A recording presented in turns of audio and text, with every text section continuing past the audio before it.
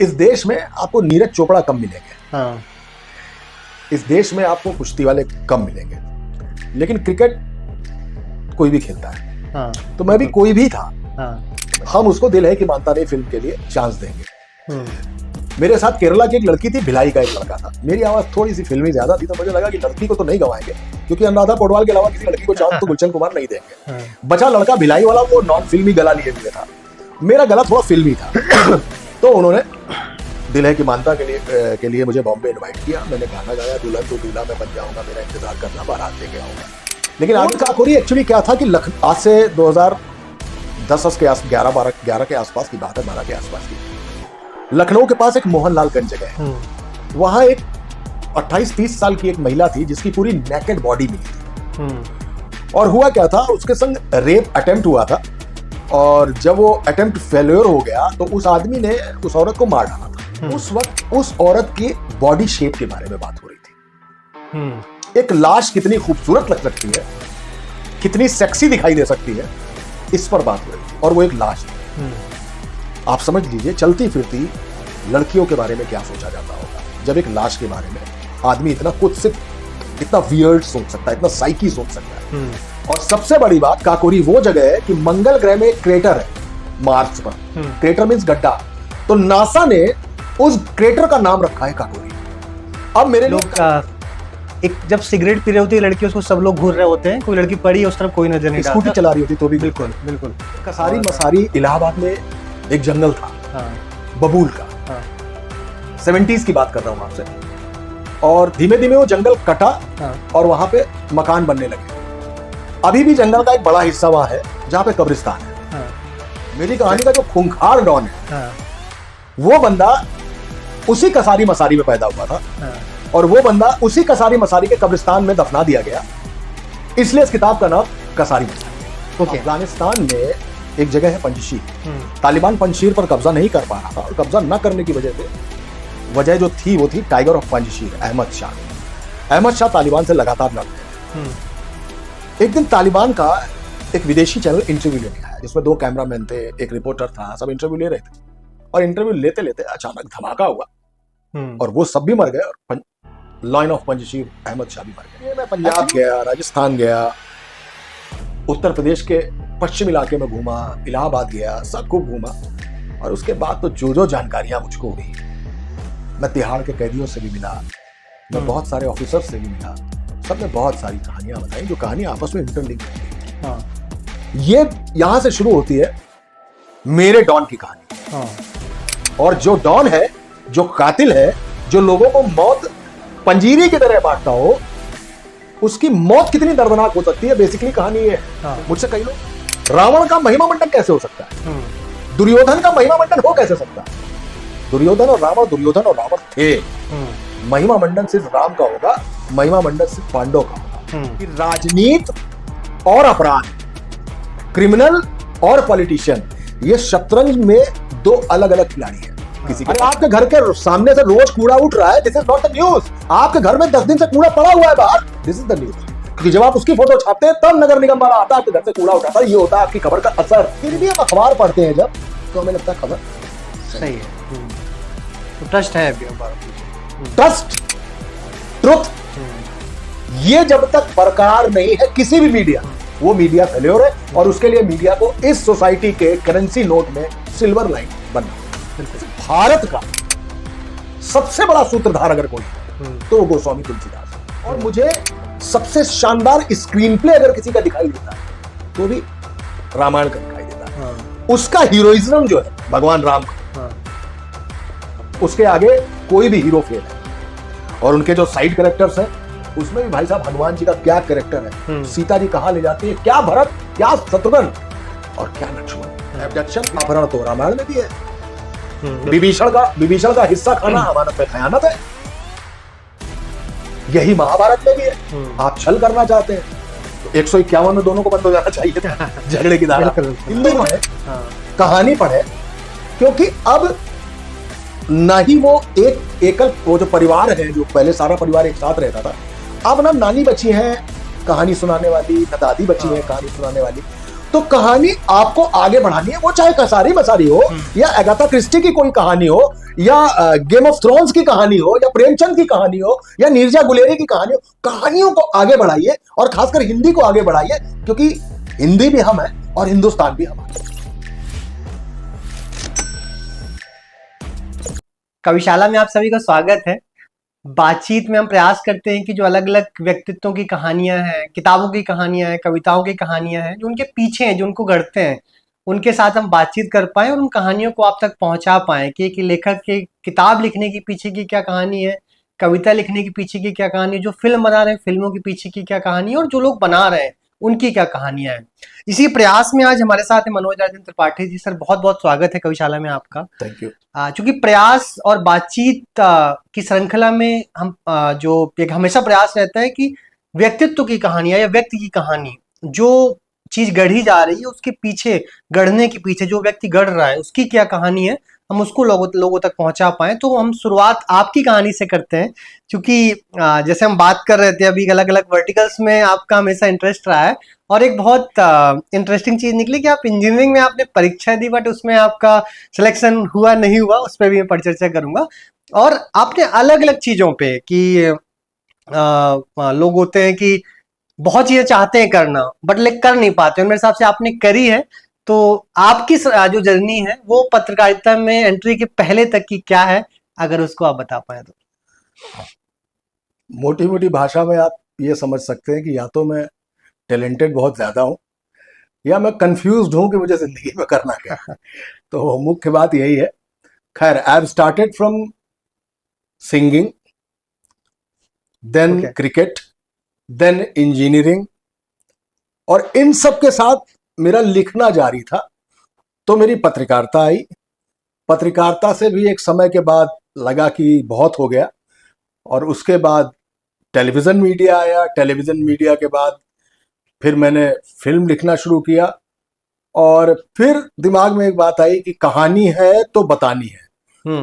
तो हर कहानी पर फिल्म तो नहीं बन सकती, लिहाजा ये तय हुआ कि बी प्लान बनाते हैं और किताबें भी लिखते हैं। तो ऐसे किताब आई। मुख्य बात यह है, शुरुआत पत्रकारिता का, चूंकि सवाल आपने मुझसे पूछा, तो मैं लिखता था, और लिखने के दौरान मेरा बेसिक नाम मनोज त्रिपाठी है, जो मेरी दादी ने मुझे दिया। ओके। तो दादी ने मनोज त्रिपाठी नाम दिया, और मनोज एक ऐसा नाम है जो मतलब आलू की तरह बिकता है। मतलब कोई स्पेशलिटी नहीं है इस नाम में। अगर आज किसी का नाम आर्यन है तो वो स्टार्ट हुआ है शाहरुख खान की मोहब्बतें से। तो ये सारे नाम जो होते हैं ये बड़े फ्लैशी होते हैं, बड़े रिकॉग्नाइज्ड होते हैं, लेकिन मनोज नाम जो है वो सब्जी मंडी में बिकने वाला एक नाम है। खैर, to cut the story short, तो लिखते लिखते लिखते लिखते मैं मनोज त्रिपाठी के नाम से आर्टिकल्स लिखता था, कहानियां लिखता था जो छपती नहीं थी। फिर मुझे लगा कि कहीं कुछ दिक्कत है। तो मेरे एक मित्र थे, उन्होंने मुझसे कहा कि यार तुम्हारा नाम बहुत सस्ता है, ऐसा करते हैं तुम्हारा नाम लिखते हैं एम राजन। तो घर का नाम मेरे राजन है और एम मनोज से, तो जैसे ही मेरा नाम एम राजन आता है तो it sounds like south Indian, and when it sounds like south Indian, लगता है कि बहुत पढ़ा लिखा आदमी है ये एम राजन। तो फिर मैंने एम राजन के नाम से एक आर्टिकल दिया, जो उस जमाने में संडे ऑब्जर्वर और मेल में छपा।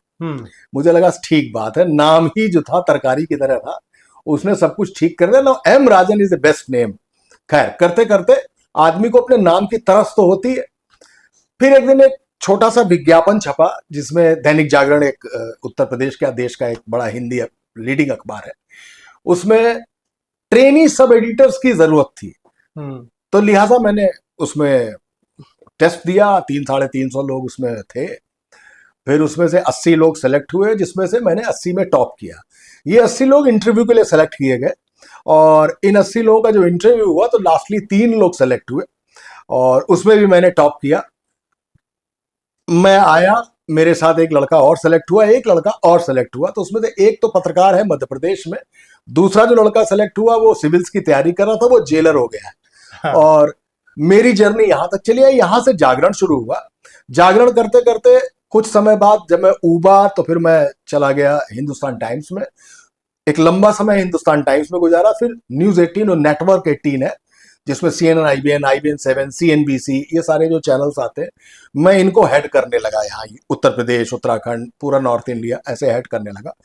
वहां भी एक लंबी जर्नी हुई, तमाम कहानियां हुई, बड़े घपले घोटाले खोले, कई सरकारें गई, बहुत सारे हमले हुए मेरे ऊपर, लेकिन वो होता जा रहा था। इन सबके बीच में कहानी कहीं ना कहीं जरूर थी। और फिर होते होते होते होते एक समय आया कि मैंने कहानी पर काम किया।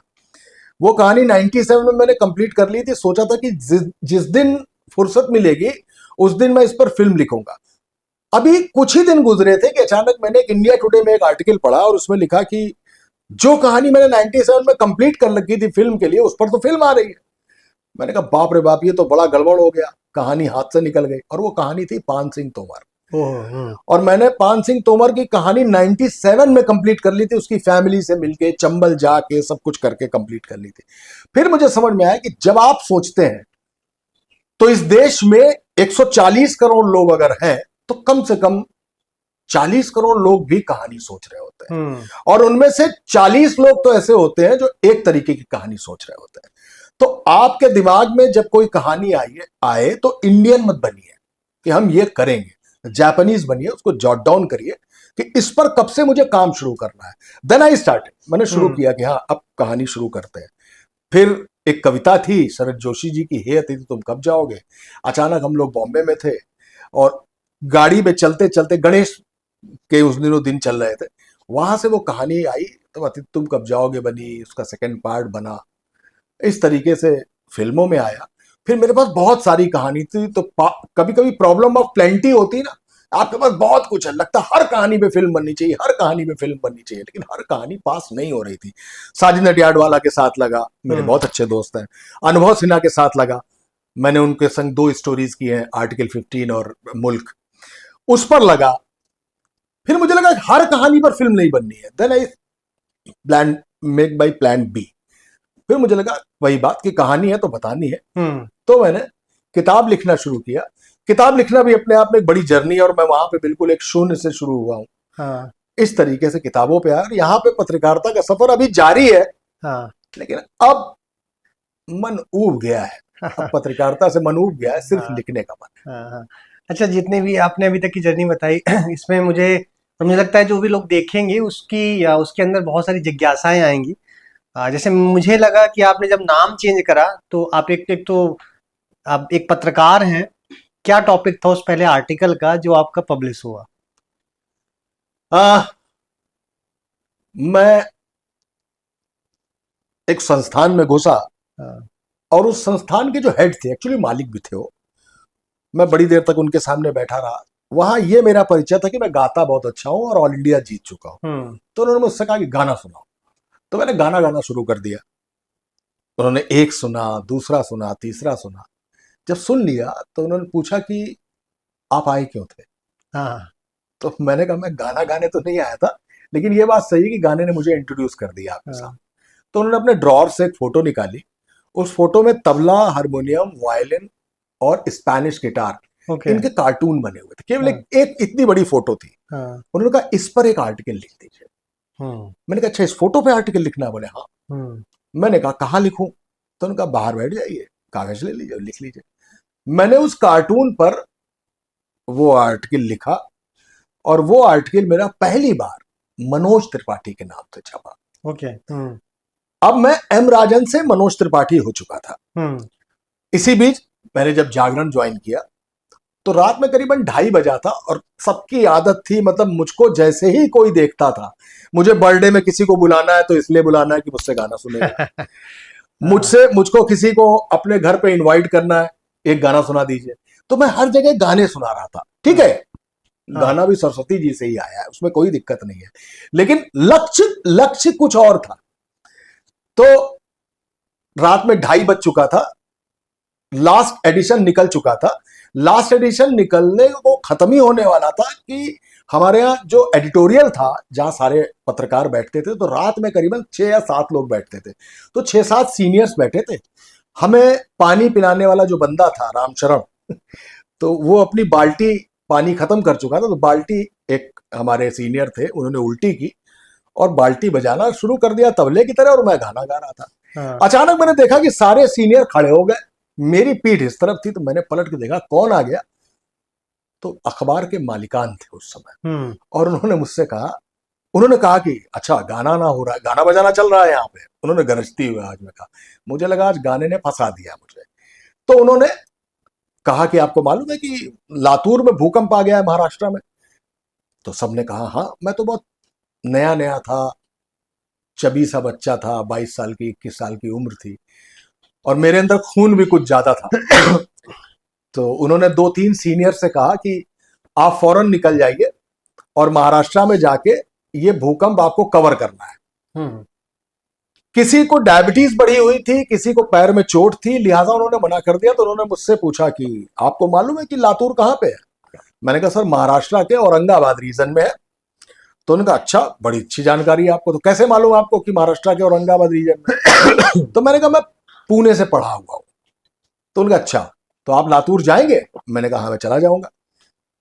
तो मैं लातूर के लिए उसी रात में 3 बजे रवाना हुआ, और मैं करीबन 22 दिन बाद लातूर से लौटा।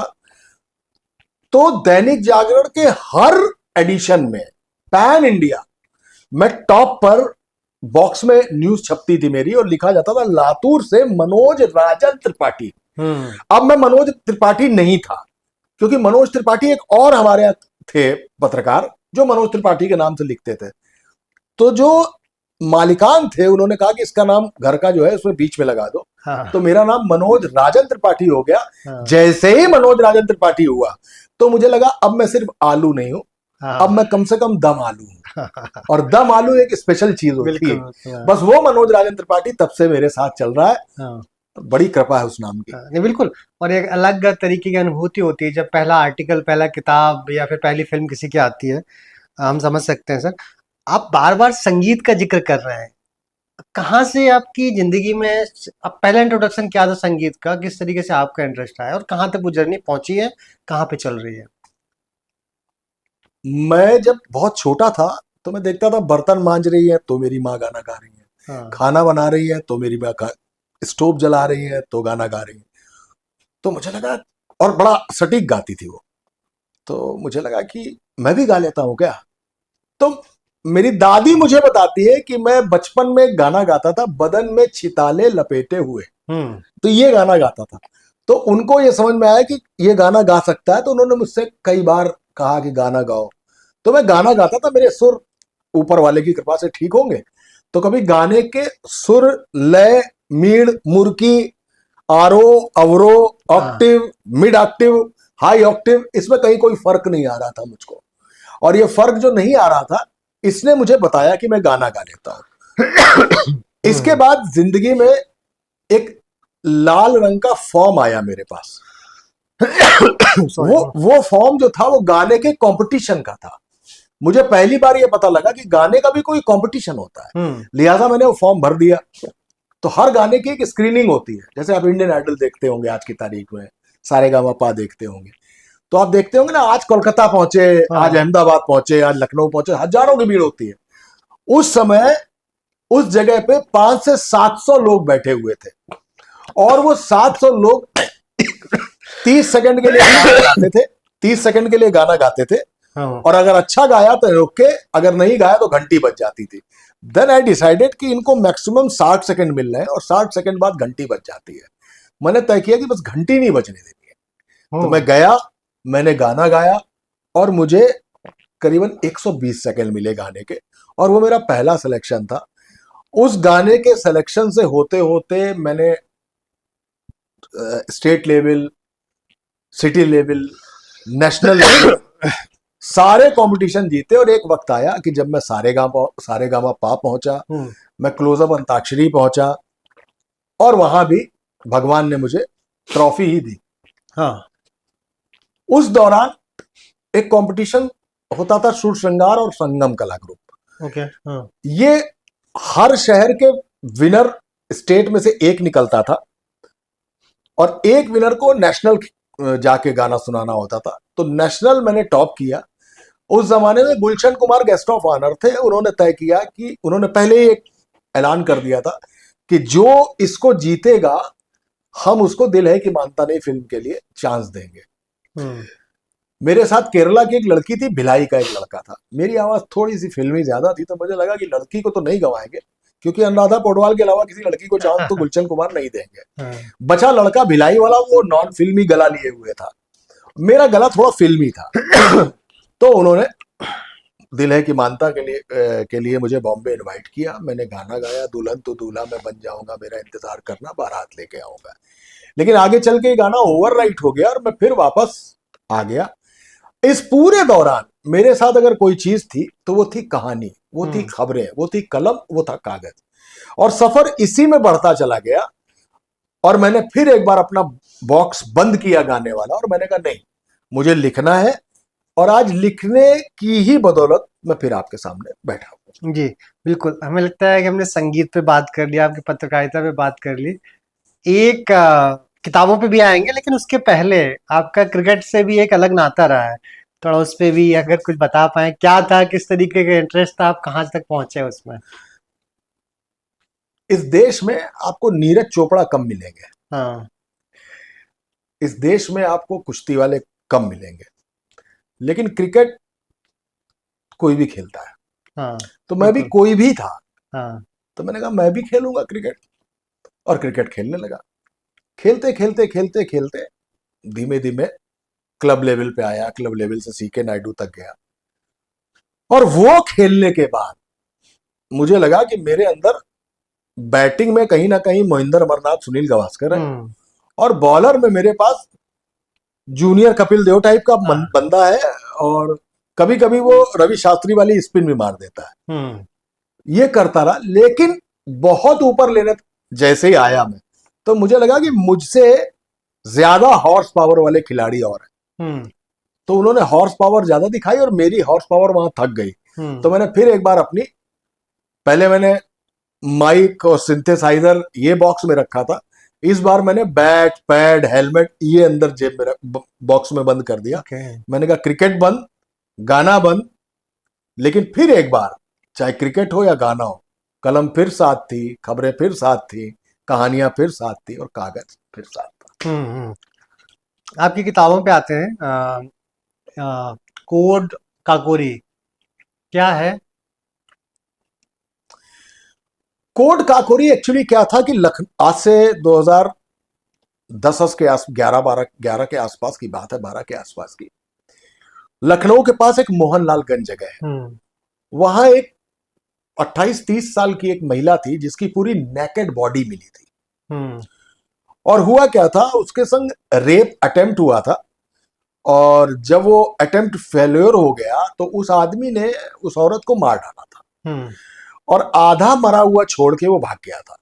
वो औरत रात भर घिसटती रही पानी के लिए, और वो हैंडपंप तक आई, और हैंडपंप चलाने की उसने कोशिश की, पर हैंडपंप में पानी निकला नहीं, और वो हैंडपंप पे ही मरी। सबसे बड़ी बात थी कि वो औरत जो नेकेड पड़ी हुई थी, वहां पुलिस भी पहुंची, वहां भीड़ भी पहुंची, और उसके फोटोग्राफ वायरल हो गए। बड़ी त्रासद बात आपको बता रहा हूं, और बड़ा विभत्स चेहरा समाज का दिखाना चाहता हूं आपको, कि उस वक्त उस औरत की बॉडी शेप के बारे में बात हो रही थी। एक लाश कितनी खूबसूरत लग सकती है, कितनी सेक्सी दिखाई दे सकती है, इस पर बात हो रही थी, और वो एक लाश थी। आप समझ लीजिए, चलती फिरती लड़कियों के बारे में क्या सोचा जाता होगा, जब एक लाश के बारे में आदमी इतना कुत्सित, इतना वियर्ड सोच सकता है, इतना साइकी सोच सकता है। वहां से मुझे लगा, और उस समय विक्रम सिंह डीजीपी थे, मैंने उनको तत्काल फोटो भेजा। मैंने उनसे कहा कि एक लड़की को, एक महिला की लाश नेकेड पड़ी है, लोग उसके शरीर के बारे में चर्चा कर रहे हैं, और आपके पुलिस वाले वहां खड़े हैं, और उन्होंने उसकी बॉडी पे कपड़ा भी नहीं डाला, और फोटो वायरल हो गए। यहां से उन्होंने बड़ा सख्त एक्शन लिया। लेकिन वो जो कानों में उसकी बॉडी की तारीफ जो मेरे गूंजी, देन आई डिसाइडेड कि मैं एक कहानी लिखूंगा। उस लड़की पर एक कहानी मैंने लिखी जो काकोरी पर आई। और काकोरी एक ऐसी जगह है जो सिर्फ एक तहसील नहीं है। 1921 में वहां कबाब पैदा हुआ, जो देश से लेकर और इंटरनेशनल मेन्यू में काकोरी कबाब के नाम से जाना जाता है। 1924 में काकोरी कांड हुआ, जिसमें चंद्रशेखर आजाद, राम प्रसाद बिस्मिल, अशफाक उल्ला खां, इन्होंने 8,000 रुपए का खजाना लूटा। काकोरी वो जगह है जहां से दशहरी आम निकलता है, वो ब्रीड काकोरी की है। और वो ब्रीड पूरे विश्व में फेमस है, पूरी दुनिया उसको जानती है, उसके स्वाद को, उसकी महक को समझती है। काकोरी वो जगह है जो देश का सबसे बड़ा चिकन क्लॉथ सप्लायर है। जो चिकन का कुर्ता पजामा आप पहनते हैं वो काकोरी में ही बना था। नूरजहां की एक बांदी आई थी, उसने ये चिकनकारी का काम लखनऊ में शुरू किया था। काकोरी वो जगह है जो नॉर्थ इंडिया का सबसे बड़ा क्रैकर सप्लायर है, पटाखे। और सबसे बड़ी बात, काकोरी वो जगह है कि मंगल ग्रह में एक क्रेटर है, मार्स पर। क्रेटर मीन्स गड्ढा। तो नासा ने उस क्रेटर का नाम रखा है काकोरी। अब मेरे लिए काकोरी एक इतनी बड़ी चीज हो गई कि मुझे लगा कि काकोरी एक बहुत बड़ा सब्जेक्ट है, और वो महिला जिसकी मैंने बॉडी देखी थी उसको लेते हुए, उसको केंद्र बिंदु बनाते हुए, उसको अपना सेंटर कैरेक्टर, सेंटर पॉइंट बनाते हुए मैंने एक कहानी लिखी जिसमें काकोरी कांड के हिस्टोरिकल लेयर्स थे, जिसमें मर्डर, मिस्ट्री और थ्रिल का लेयर था, जिसमें कॉमेडी की एक लेयर है, जिसमें उस लड़की की बॉडी की विभत्सता है, आज के समाज का पूरा एक कुत्सित विभत्स आईना दिखता है वो उसमें। तो मैंने कई लेयर्स में वो किताब लिखी, और मेरी इच्छा थी कि आज की जो 58-60% यंग जनरेशन है उसको बताओ कि काकोरी थी क्या चीज, चंद्रशेखर आजाद चीज क्या थे, अशफाक उल्ला चीज क्या थे। अरे 4 लोगों को फांसी हुई थी, 16 लोगों को काला पानी भेजा गया था। 161 लोगों का पूरे देश में ट्रायल हुआ था, और स्कॉटलैंड यार्ड की पुलिस बुलाई गई थी उस जमाने में इस पूरे केस को इन्वेस्टिगेट करने के लिए। तो उस लेयरिंग को करते मैंने काकोरी, कोड काकोरी लिखी, और वो कोड काकोरी देखते देखते बेस्ट सेलर हो गई। और भगवान चाहेंगे तो आप किसी दिन उस पर एक फिल्म या वेब सीरीज देख। मेरे हिसाब से आपने कोड काकोरी में काफ़ी सारे इंपॉर्टेंट जो इश्यूज हैं जो दिखते हैं, और हम लोग बिल्कुल लाइट लिए रहते हैं, और ज़रूरी मुद्दे हैं ये कि किसी लड़की को देखकर वो हम बोलते भी हैं ना कि लोग एक जब सिगरेट पी रहे होती है लड़की, उसको सब लोग घूर रहे होते हैं, कोई लड़की पड़ी है उस तरफ कोई नजर नहीं डालता, स्कूटी चला रही होती तो भी। बिल्कुल बिल्कुल। और जब कोई किसी लड़की पे कुछ अत्याचार हो रहा होता है तो बिल्कुल साइड से देखते हुए भी, इग्नोर करते हुए चले जाते हैं। मुझे लगता है जिन्होंने नहीं पढ़ी उनको पढ़ना चाहिए किताब, और जरूरी है। आपकी हाल फिलहाल में एक किताब आई जिसपे मुझे लगता है परिचर्चा चारों तरफ हो रही है, सभी लोग पढ़ रहे हैं, जिसका नाम है कसारी मसारी। सबसे पहले तो किताब के अंदर जाने से पहले इस नाम का कारण मैं आपसे समझना चाहूंगा, नाम का क्या है, क्या मतलब है इसका। देखिए, कसारी मसारी इलाहाबाद में एक जंगल था, बबूल का। 70s की बात कर रहा हूं आपसे। और धीमे धीमे वो जंगल कटा, और वहां पे मकान बनने लगे। अभी भी जंगल का एक बड़ा हिस्सा वहां है जहां पे कब्रिस्तान है। जैसे हम लखनऊ में बैठे हैं तो गोमती नगर जो बना हुआ है ये उजरियाओं नाम के एक गांव पर बना है। तो गांव तो उजरियाओं है, लेकिन अब उसका नाम हो गया गोमती नगर। पर उजरियाओं अभी भी एक जगह है छोटी सी। तो मेरी कहानी का जो डॉन है, मेरी कहानी का जो खूंखार डॉन है, वो बंदा उसी कसारी मसारी में पैदा हुआ था, और वो बंदा उसी कसारी मसारी के कब्रिस्तान में दफना दिया गया। इसलिए इस किताब का नाम कसारी मसारी है। ओके। जो भी लीड कैरेक्टर है जिसके इर्द गिर्द आपने किताब लिखी है, मुझे लगता है कि उस इंसान के बारे में जिस समय भी उनकी डेथ हुई तो बहुत अलग अलग तरीके की कहानियां लोगों ने बनाई कि इस तरीके ये कारण होंगे। आपने जब किताब लिखी, आपने जो रिसर्च की, एक तो इस किताब में क्या कहानी है, उस डॉन को आप किस तरीके से देखते हैं, आपकी जो जांच पड़ताल थी उसको कहाँ तक पहुंचाया आपकी किताब के जरिए या आपकी लिखने की। असल में शुरुआत ऐसे हुई कि अफगानिस्तान में एक जगह है पंजशीर। तालिबान पंजशीर पर कब्जा नहीं कर पा रहा था, और कब्जा न करने की वजह जो थी वो थी टाइगर ऑफ पंजशीर, अहमद शाह। अहमद शाह तालिबान से लगातार लड़ रहे थे। एक दिन तालिबान का एक विदेशी चैनल इंटरव्यू लेने आया, जिसमें 2 कैमरामैन थे, एक रिपोर्टर था, सब इंटरव्यू ले रहे थे। और इंटरव्यू लेते लेते अचानक धमाका हुआ, और वो सब भी मर गए, और लायन ऑफ पंजशीर अहमद शाह भी मर गए। एक्चुअली वो सब सुसाइड बॉम्बर थे। ओके। अब आइए, बहुत सारे चैनल्स होते हैं जो सीसीटीवी फुटेज दिखाते हैं बच्चे के अपहरण की, आपस के मारपीट की, किसी के कत्ल की। ये सारे वीडियोस बाद में आते हैं जो हम दिखाते हैं। बिल्कुल। बाद इसलिए समझा रहा हूं कि लाइव किसे कहते हैं। लाइव इसे कहते हैं कि जैसे यूपी का डॉन था इलाहाबाद का अतीक अहमद, अपने भाई अशरफ के साथ कस्टडी में था। वो अपना हेल्थ चेकअप करा के आ रहा था और उस समय सारा टेलीविजन देश का उसको लाइव दिखा रहा था। लाइव दिखाते दिखाते अचानक पत्रकारों की भीड़ में से 3 नकली पत्रकार निकले और उन्होंने उनको जिगाना से शूट करना शुरू कर दिया और देखते देखते दोनों भाई मार दिए गए, दोनों डॉन मार दिए गए। अब ये मेरे जैसे जर्नलिस्ट के लिए, जिसने 17-18 साल केवल टीवी में काम किया हो, ये एक लाइव फुटेज था। तो मुझे पंजशीर याद आया कि अरे उसी स्टाइल में इसको मार दिया गया। यहां से मैंने एक कहानी उठाई, मैंने एक कहानी रची, क्योंकि ये बहुत जबरदस्त कंटेंट है। लोग सोचते हैं कि अरे यार ये कहां से आए। अच्छा, मीडिया की भीड़ में नकली लोग आकर मार भी सकते हैं क्या?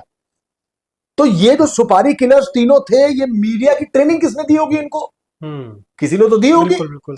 इनको किसी ने सुपारी भी दी होगी, इनको किसी ने टारगेट भी दिया होगा कि जाके इसको मारना है। इनको पता है कि नहीं पता है, इनकी ट्रेनिंग कहां हुई है। इसके लिए मैं फिर एक कहानी सोची कि क्यों ना ऐसे ही टॉपिक पर एक कहानी लिख दी जाए, इस ट्रू इवेंट पे कहानी लिख दी जाए।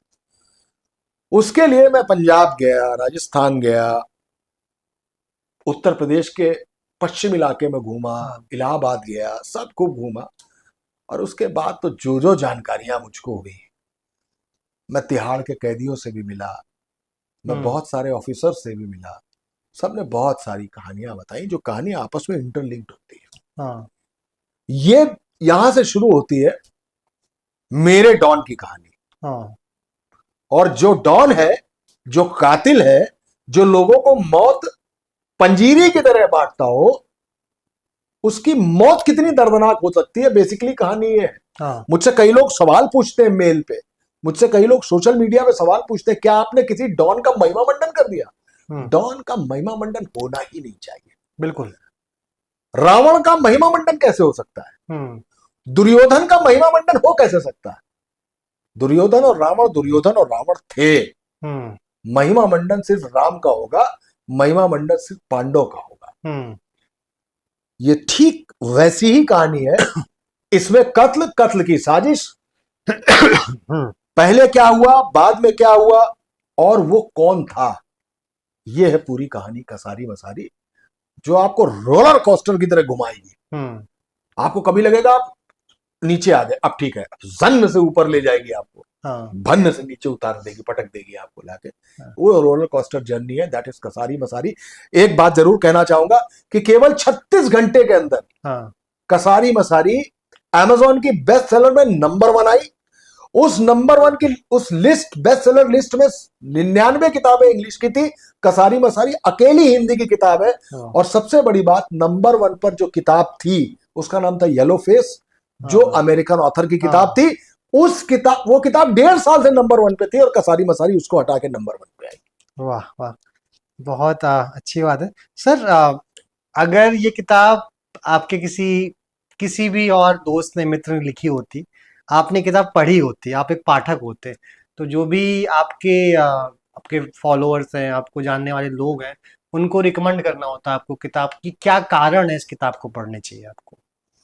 सबसे पहली बात तो आप ये किताब इसलिए पढ़िए कि आपने कभी जिंदगी में ऐसा इंसिडेंट देखा ही नहीं। दूसरी बड़ी बात, एक आदमी जिसके नाम से आप हमेशा डरे हैं, आखिर वो आदमी डरा कैसे होगा?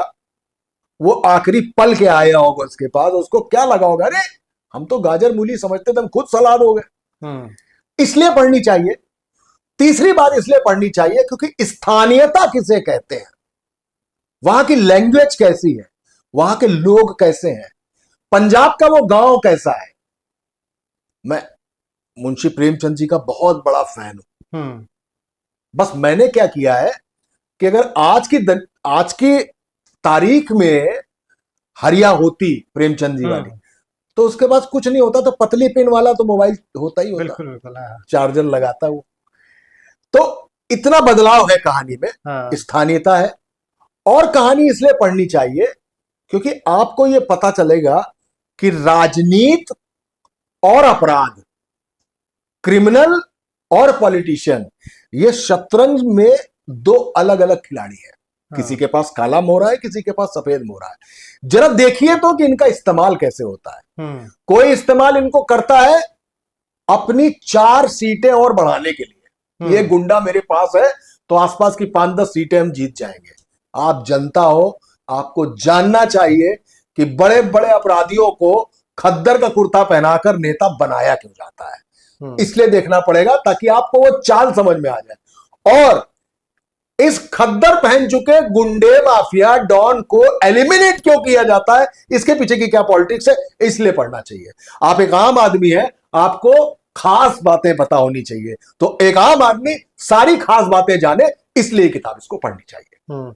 अगर इसके प्रोसेस में जाएं, कुछ आपकी यादगार मतलब पल हो कि जब भी आप एक कहानी में रिसर्च कर रहे थे अपनी तरफ से, कि कुछ आपको ऐसी कुछ अनभिज्ञ बातें या कुछ अननोन फैक्ट ऐसे समझ में आए जो मतलब आपको आपके लिए शॉकिंग रहे हो इस पूरे प्रोसेस के दौरान, और कुछ प्रोसेस में इसके साझा कर पाए।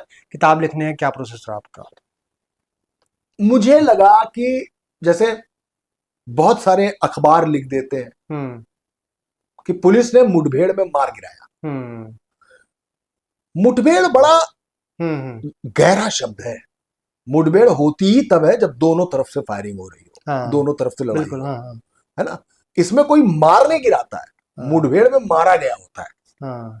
मार गया।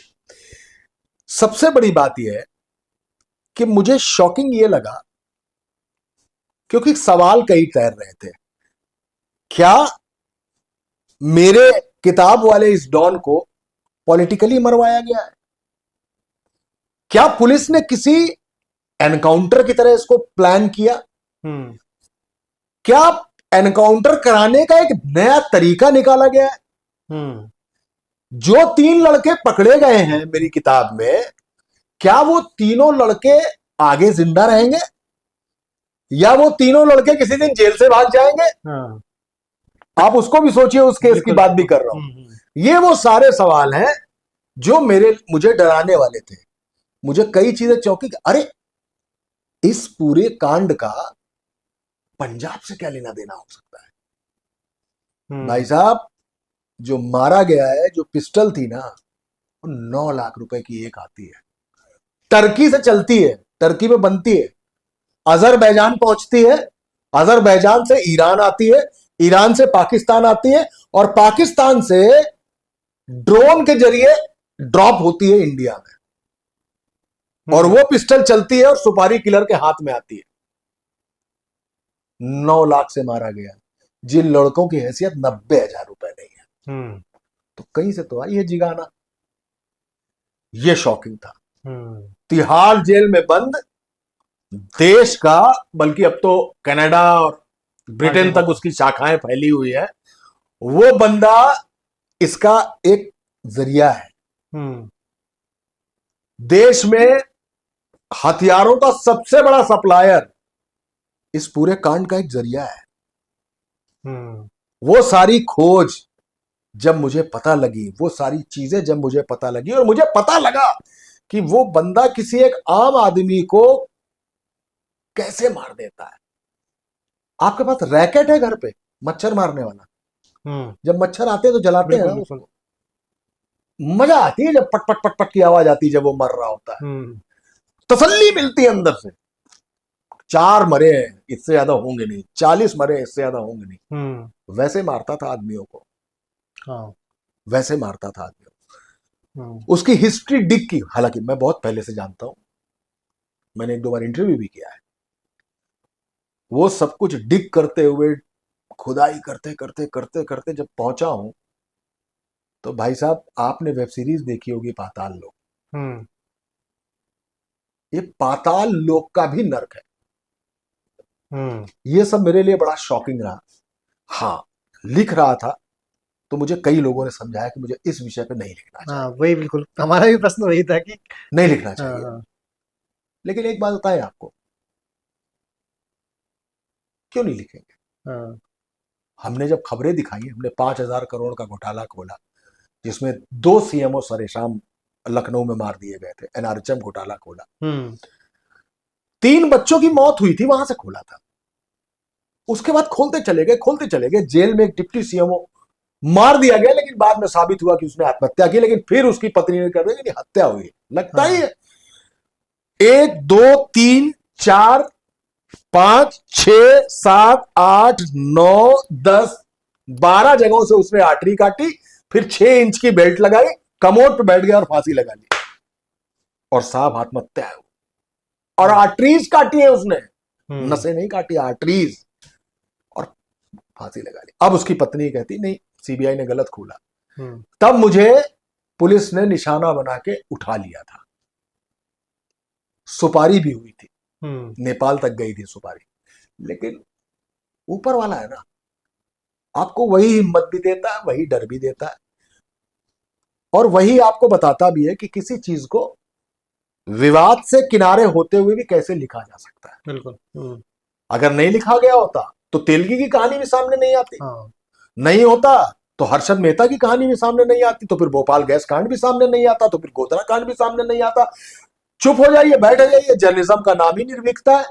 अरे आपके घर के सामने से रोज कूड़ा उठ रहा है, this is not the news. आपके घर में 10 दिन से कूड़ा पड़ा हुआ है बाहर, दिस इज द न्यूज। क्योंकि जब आप उसकी फोटो छापते हैं तब नगर निगम वाला आता है, आपके घर से कूड़ा उठाता है। ये होता है आपकी खबर का असर। इस उत्तर प्रदेश में लड़की सड़क पर जा रही है, अगर उसका दुपट्टा किसी ने खींच दिया, this is the problem of law and order. Right. Chain snatching बात की बात है, छेड़ना दूसरी बात है, उठा के गाड़ी में अपहरण करके ले जाना तीसरी बात है, रेप करके फेंक देना और बड़ी बात है। लेकिन मेरी शुरुआत होती है उसके दुपट्टे खींचने से, उसको इशारा करने से, उसको घूर देने से, उसके सीटी बजाने देने से। अगर सीटी नहीं बजा पा रहा है, it means law and order पुख्ता है। हम वहां से शुरू करते हैं। तो लॉ एंड ऑर्डर कैसे मैंने लड़ाई लड़ी है, कैसे मेरे जैसे 20 पत्रकारों ने लड़ी है, कैसे मेरे जैसे बहुत सारे पुलिस वालों ने लड़ी है, कैसे मेरे जैसे बहुत सारे पॉलिटिशियन और अफसर ने लड़ी है, उसका एक अंश मैं भी हूं। हो सकता है ऊपर वाले ने हिम्मत दे रखी हो तो लिख डाली। बिल्कुल। और लोग सराह रहे हैं, जैसे बताया आपने कि बेस्ट सेलर्स में चल, इस समय भी शायद बेस्ट सेलर्स में चल रही है। बिल्कुल। सर, स्टार्टिंग में आपने जिक्र किया था कि आपकी पान सिंह तोमर जिस समय आपने सोची, उसके बाद उस पर फिल्म आ गई। क्योंकि हमारे जैसे स्टार्टअप्स में बोलते हैं कि सेम टाइम पे सेम आइडिया बहुत लोगों के दिमाग में आ रहा होता है, वो एग्जीक्यूशन पे डिपेंड करते हैं कि कौन जल्दी एग्जीक्यूट कर लेता है उसको।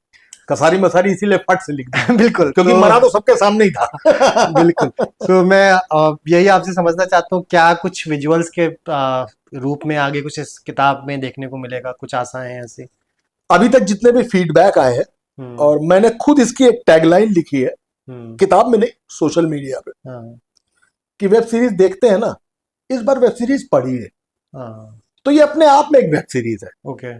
और मेरी भी कोशिश रहेगी, और मुझे लगता है कि किताबों की बिक्री भले ही कम हो गई हो इंटरनेशनली थोड़ा सा ग्राफ डाउन हुआ है किताबों का, लेकिन एक चीज बढ़ी है, किताबों पर फिल्में और वेब सीरीज बहुत बन रहे हैं।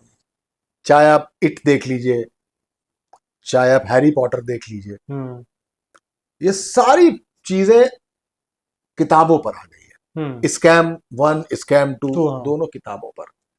किताबों पर बहुत कुछ हो रहा है, मुझे कुछ नाम नहीं याद आ रहे। तो किताबें एक बहुत बड़ा जरिया है कहानी का। तो आप, मुझे पूरी उम्मीद है, आपकी दुआ रहेगी, आम आदमी की दुआ रहेगी, ऊपर वाले का करम रहेगा, आशीर्वाद रहेगा भगवान का, तो 100% हम इसको स्क्रीन पर देखेंगे। सपना है, सपना है कि वो आए, उम्मीद है कि आएगा भी, क्योंकि सपना देखना जरूर चाहिए। बिल्कुल। और उसके हिसाब से फिर उसको एग्जीक्यूट भी करना चाहिए। तो एग्जीक्यूशन में लगूंगा, आएगा, बहुत अच्छा रहेगा। बाकी हर कहानी पर फिल्म भी नहीं बनती, हर कहानी वेब सीरीज भी नहीं होती। हम प्रेमचंद जी को पढ़ते रहे, हम निर्मल वर्मा को पढ़ते रहे, अगाथा क्रिस्टी को पढ़ते रहे, हम इन सबको पढ़ते रहे। हमने मजबूर कर दिया है इन लोगों ने कि आप बनाओगे, आप बनाओगे, तो बनेगी, ऐसा मेरा विश्वास है, और जल्दी बनेगी, ये मेरा वादा है। बिल्कुल, हम सभी को इंतजार है सर। जो कि अच्छी बातचीत हुई। आखिरी में एक दो चीजें थोड़ा कम आपसे मैं समझना चाहूंगा कि आपने ना एक पत्रकारिता का बहुत लंबा अरसा देखा है, है ना, उसमें परिवर्तन किस तरीके से देखते हैं आप, जो पिछले 8-10 साल के, उसके पहले जिस तरीके से, एक तो पहले हम लोग पढ़ते थे प्रिंट, फिर मेन स्ट्रीम टीवी बहुत लोग देखने लगे, टीवी आसानी से अवेलेबल हो गई, लोग स्विच कर रहे हैं डिजिटल की तरफ या फिर वेब की तरफ। तो ये जो परिवर्तन या सिचुएशन आ रहा है हर वर्टिकल में, उसके बाद चेंजेस आ रहे हैं, उसको किस तरीके से देखते हैं आप?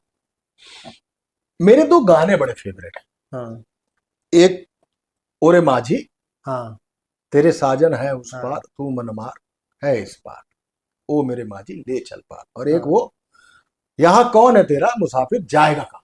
हाँ जब तक ये दो चीजें जिंदा है, अगर उस दिन उस पार साजन खड़े हैं और हमारे अंदर जाना है हमको, हाँ, तो हम जाएंगे, ये कर्म हो गया हमारा। हम्म और दूसरा कि मुसाफिर जाएगा कहाँ, कि भाई तुमने लिख भी लिया, क्रिकेट भी खेल लिए, गाना भी गा लिया, अखबार में भी हो गए, टीवी भी कर लिया, फिल्म भी कर ली, किताब भी कर ली, अब क्या। हाँ बात पत्रकारिता की है ना। जब भी किसी भी चीज में शून्यता आएगी, वैक्यूम आएगा, मैं नहीं कह रहा हूं किसी पार्टी का वो नहीं कर रहा हूं मैं, जब केवल सारी लड़ाई भाजपा और कांग्रेस के बीच में हो जाएगी, तो एक आम आदमी पार्टी पैदा होगी, एक अन्ना का आंदोलन होगा। कोई पॉलिटिकल बैनर था नहीं था, एक अन्ना निकलेगा उससे, ठीक है। अब आम आदमी पार्टी क्या है, वो प्लस माइनस अपनी जगह, मैं एक उदाहरण के तौर पर बता रहा हूं। दूसरा, बहुत सारे लोग जो पत्रकारिता नहीं कर पाए, स्ट्रीम में अपने आप को फिट नहीं, जिनके L4 L5 में प्रॉब्लम होती है, उन्होंने दूसरा स्ट्रीम पकड़ा, and that is podcast, that is YouTube channels. ये सारी चीजें सामने आ गई, इंडिपेंडेंट जर्नलिस्ट आ गए, ये एक नया रास्ता खोल रहे हैं। सोशल मीडिया आ गया, इसने एक नया रास्ता खोल दिया। जब ये नया रास्ता खोलता तो सोचे कि अखिलेश यादव, नरेंद्र मोदी, अमित शाह, अरविंद केजरीवाल, जितने भी लोग हैं, ये ट्वीट करते हैं तो टीवी को उसकी खबर दिखानी पड़ती है, अखबार को उसका ट्वीट छापना पड़ता है। ये सुप्रीमेसी किसकी हो गई? ट्वीट सोशल मीडिया की हो गई। तो सोशल मीडिया ने आज दिखा दिया कि हम भी कुछ हैं। नाउ अब आपको पैड फिर बांधना है, एडी फिर बांधना है, ग्लव फिर बांधना। Now you have to decide कि अब बैटिंग कैसे करनी, क्योंकि उधर से तो वेस्ट इंडीज की 70s वाली टीम आ गई, जो जमैका की हार्ड पिच पे टन टन बॉलिंग करती थी, और आपको हेलमेट पहनने के बाद भी गेंद लगती थी। तो अब जो मेन स्ट्रीम, जो लीनियर टीवी है, जो लीनियर न्यूज चैनल है, जो लीनियर न्यूज पेपर है, इसको डिजिटल का मुकाबला करना पड़ेगा। इस डिजिटल को मैं यूट्यूब भी जोड़ता हूं, सोशल मीडिया भी जोड़ता हूं, वेबसाइट भी जोड़ता हूं। हाँ, इनका बिजनेस मॉडल कैसा होगा अभी कमजोर है। अगर टीवी में 5 लाख का एक स्लॉट होता होगा, अखबार में वो शायद 4 लाख का होता होगा, लेकिन डिजिटल मीडिया में वो शायद 50,000 का भी नहीं होगा। ये बिजनेस मॉडल जिस दिन ROI ले आएगा, उस दिन ये बिजनेस मॉडल अगर अपने आप को रिकूप नहीं करता तो डाउन होगा, और ये चीज ऊपर हो जाएगी। तो हाँ, ये बात सही है, हम पत्रकारों को मानते हैं वो करेंसी का वो नोट जिसके बीच में सिल्वर लाइन है। तो दिस इज सोसाइटी, और हमें वो चांदी बनना है। हमें किसी को नहीं बताने आए कि आप एक्सट्रीम राइट चले जाइए वही सही है। हम किसी को ये नहीं बताने आए कि आप एक्सट्रीम लेफ्ट चले जाइए वो सही है। आज हर चीज पर विवाद है।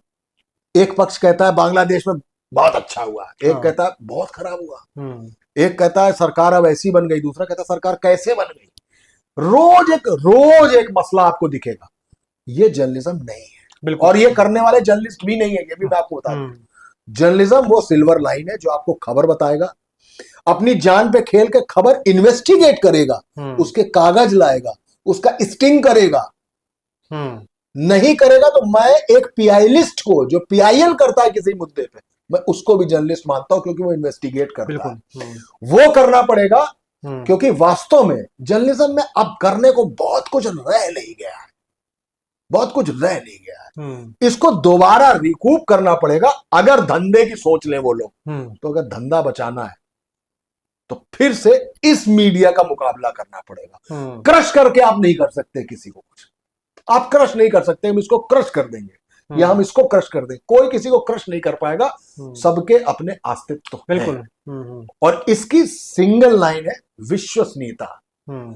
हम कभी कभी टीवी देखते हैं तो लगता है कि यार खबर सही है कि गलत है, व्हाट्सएप देखते हैं तो तब पूरी तरीके से मुतमईन होते हैं कि खबर गलत ही है हाँ, है ना। हाँ, इसीलिए व्हाट्सएप यूनिवर्सिटी हो गया। फिर भी हम अखबार पढ़ते हैं जब, तो हमें लगता है खबर सही है। तो ट्रस्ट है अभी अखबारों पर, बिल्कुल। ट्रस्ट, ट्रुथ, ये जब तक बरकरार नहीं है किसी भी मीडिया, वो मीडिया फेल्योर है। और उसके लिए मीडिया को इस सोसाइटी के करेंसी नोट में सिल्वर लाइन बनना हो। बिल्कुल। सर, आखिरी में जो कि हम कविशाला पे बात कर रहे हैं, तो अगर सूत्रधारों में बात करें, जितने भी पुराने लेखक हुए हैं, क्योंकि ये प्रश्न सभी पूछते हैं, बट मैं आपसे कारण समझना चाहूंगा कि आपके कुछ पसंदीदा जो लेखक हैं पुराने हुए हैं, आपने एक कविता का जिक्र किया, कुछ लेखकों का जिक्र किया, आपके पसंदीदा सूत्रधार कौन से और क्यों साथ में? देखिए, सूत्रधारों में जैसे मुझे अभी वो परमाणु पर फिल्म आई है, देखिए मैं नाम भूल गया, ओपेनहाइमर। हाँ।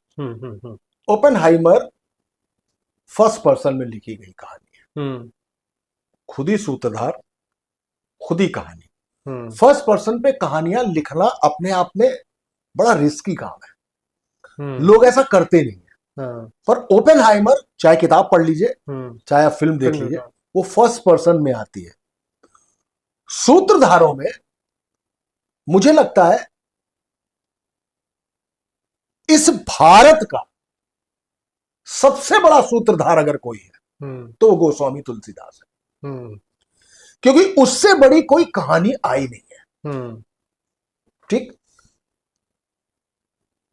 इसी का एक सूत्रधार जो कभी कभी काम करता है वो है भगवान नारद।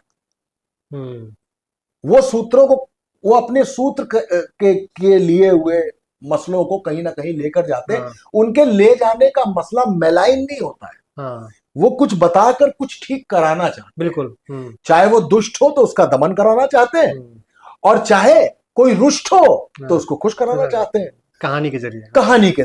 तो वो कहानी ही बताते हैं। तो मुझे गोस्वामी तुलसीदास से बड़ा कोई सूत्रधार आज तक लगा नहीं किसी कहानी में। और मुझे सबसे शानदार स्क्रीन प्ले अगर किसी का दिखाई देता है तो भी रामायण का दिखाई देता है। उसका हीरोइज्म जो है भगवान राम का, उसके आगे कोई भी हीरो फेल है।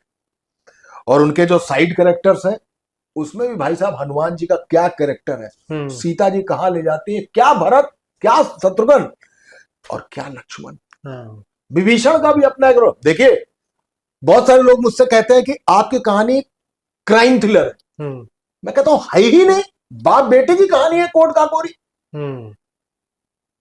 और क्राइम की अगर आप बात करेंगे तो फिर एब्डक्शन, अपहरण तो रामायण में भी है। विभीषण का हिस्सा खाना अमानत में खयानत है, यही महाभारत में भी है। आप छल करना चाहते हैं तो 151 में दोनों को बंद हो जाना चाहिए था, झगड़े की धारा। तो मुझे जो इन शॉर्ट में आपको बताता हूं यही कि मुझे सबसे बेहतर सूत्रधार तुलसीदास जी लगते हैं। और उन्होंने जो कहानी बताई है वो कहानी शानदार है, और मूल्यों की कहानी है, संस्कारों की कहानी है। और महाभारत जो है वो कलयुग की कहानी है, जिसके जरिए हम कहते हैं प्रैक्टिकल है। एक होता है आदमी आध्यात्मिक है, जब आप आध्यात्मिक तत्व पे जाएंगे तो अपने एक हिस्से को रामायण पाएंगे। और वैसे ही जैसे आप प्रैक्टिकल हो जाएंगे तो वेद व्यास जी उसके बड़े सूत्रधार हैं, जो ये बताते हैं कि महाभारत अगर वो नहीं होते तो कौन बताता, वही सूत्रधार है। बाकी आपका कोई सवाल हो तो। बिल्कुल सर, नहीं, बहुत अच्छी बातचीत हुई, और मुझे लगता है कि जो लोग भी इस बातचीत को देखेंगे कुछ ना कुछ सीखने को, समझने को, या दिमाग में एक क्वेश्चन मार्क जरूर लगेगा। जो भी सोसाइटी में चीजें चल रही होती हैं, सोचने पे विवश होगा इंसान, जो भी देखेगा, जो भी दर्शक देखेगा। बहुत बहुत धन्यवाद, आपने वक्त निकाला, एक अच्छी बातचीत हुई। और जिन्होंने भी अभी तक सारी में सारी नहीं पढ़ी है तो पढ़ें, और उसका जो रिव्यू है पहुंचाएं। मुझे लगता है कि कसारी मसारी पढ़े ये एक अलग बात है, हिंदी पढ़े, कहानी पढ़े, क्योंकि अब ना ही वो एकल वो जो परिवार है, जो पहले सारा परिवार एक साथ रहता था, अब ना नानी बची है कहानी सुनाने वाली, ना दादी बची है कहानी सुनाने वाली। तो कहानी आपको आगे बढ़ानी है, वो चाहे कसारी मसारी हो या अगाथा क्रिस्टी की कोई कहानी हो या गेम ऑफ थ्रोन्स की कहानी हो या प्रेमचंद की कहानी हो या नीरजा गुलेरी की कहानी हो, कहानियों को आगे बढ़ाइए और खासकर हिंदी को आगे बढ़ाइए, क्योंकि हिंदी भी हम है और हिंदुस्तान भी हमारा है। बिल्कुल बिल्कुल। हमें लगता है सर पढ़ने का थोड़ा थोड़ा जो समय के साथ में पिछले कुछ 5-6 सालों में था कि इंग्लिश की किताबें लोग ज्यादा पिक करते थे।